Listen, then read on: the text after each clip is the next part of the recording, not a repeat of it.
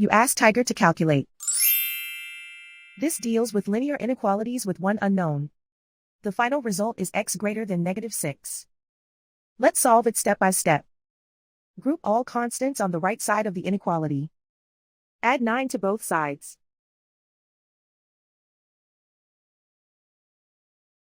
Group like terms.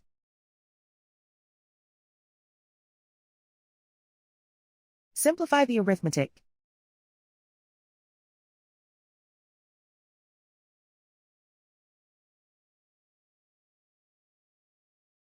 Isolate the x. Divide both sides by 3.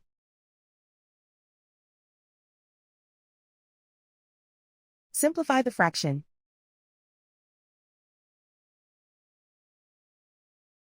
Find the greatest common factor of the numerator and denominator.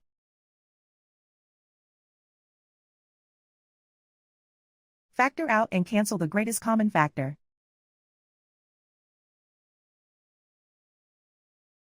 Plot the solution on a coordinate grid. And so the final result is x greater than -6.